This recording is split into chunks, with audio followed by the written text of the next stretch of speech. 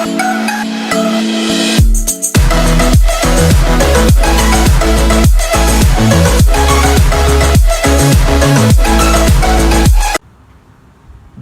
Assalamualaikum warahmatullahi wabarakatuh.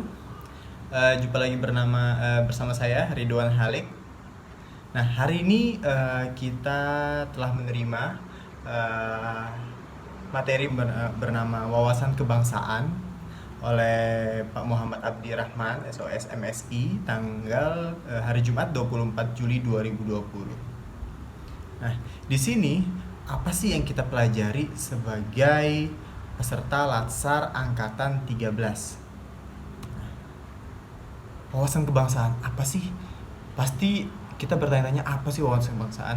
Nah, menurut Prof. Mulyadi atau Gubernur Lemhas RI 2005-2011 mengatakan bahwa wawasan kebangsaan adalah cara pandang bangsa Indonesia mengenali diri dan lingkungannya, mengutamakan kesatuan dan persatuan wilayah dalam menyelenggarakan kehidupan bermasyarakat, berbangsa, dan bernegara.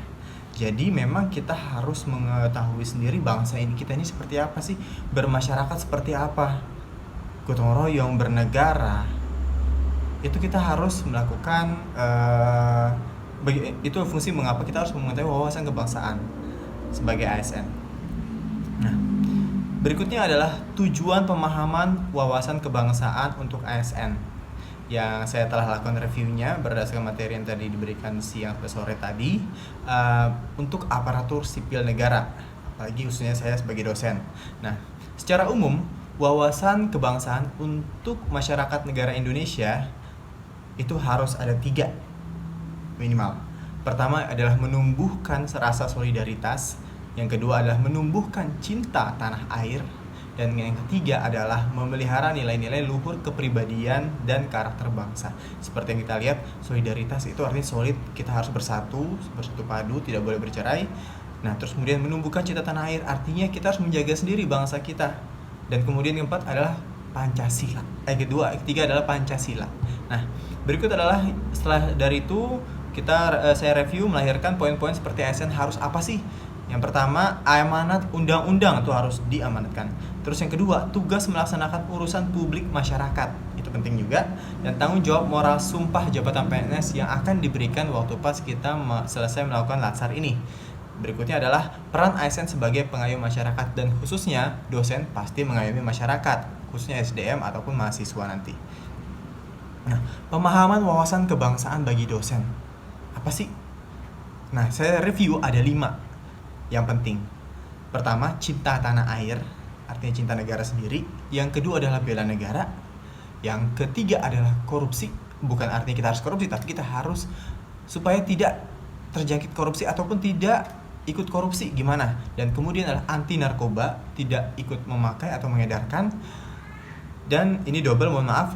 Dan yang terakhir adalah paham radikalisme. Nah, ini yang penting juga, yang zaman sekarang sangat booming sekali. Nah, hal-hal pemahaman itu kita harus transfer ke mahasiswa.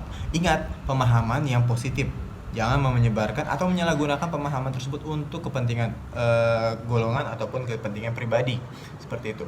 Nah, nanti akan kita transfer ilmunya ke mahasiswa baru. Contohnya seperti ITK, itu mentransfer ilmunya semua itu di saat mahasiswa baru masuk atau pernah melalui kegiatan SPIN ETAM, seperti itu. Dan juga madrasah bela negara. Berikutnya adalah, jadi apa sih hal yang bisa dilakukan oleh seorang dosen atau PNS dosen untuk generasi penerus bangsa. Nah, ini adalah menurut Ristek Dikti tahun 2019. Jadi bukan kesimpulan saya sendiri, dan ini adalah hasil rapat waktu itu di UGM. Seleksi masuk mahasiswa itu harus apa? Menjaring calon mahasiswa yang berideologi Pancasila atau tes khusus dan wawancara, itu penting. Yang kedua, menjaring data lengkap mahasiswa termasuk data, nomor telepon, dan akun medsosnya. Itu penting. Kita harus lihat medsosnya seperti apa. Bukan medsos yang menyebar kebencian, hate speech. Terus kemudian ketiga, menjaring komitmen kebangsaan mahasiswa dan kesiapan untuk menerima sanksi. Jadi mahasiswa harus tahu sanksi apa yang didapatkan kalau misalnya melakukan hal tersebut, melakukan narkoba, terus kemudian hal negatif yang di slide sebelumnya dijelaskan. Nah, pengenalan kehidupan kampus bagi mahasiswa baru atau disingkat PKKMB. Nah, Itu ada 4, wawasan kebangsaan, bela negara, dan cinta tanah air, seperti yang tadi saya ungkapkan. Yang kedua, sistem pendidikan di perguruan tinggi, dan tata kerama etika, norma kehidupan kampus tentang kebebasan mimbar akademik. Wawasan tentang anti radikalisme, anti narkoba, anti korupsi, dan anti plagiarisme itu penting semua. Jadi semua hal-hal tersebut harus dimiliki mahasiswa baru dan sudah ditransfer di awal semester pertama. Seperti itu yang bisa dilakukan oleh seorang dosen untuk memperbaiki generasi penerus bangsa. Sekian dari saya, review untuk wawasan kebangsaan. Kurang lebih yang mohon maaf. Wassalamualaikum warahmatullahi wabarakatuh. Semangat, semangat, semangat! Jangan lupa like dan subscribe ya guys. Ditunggu.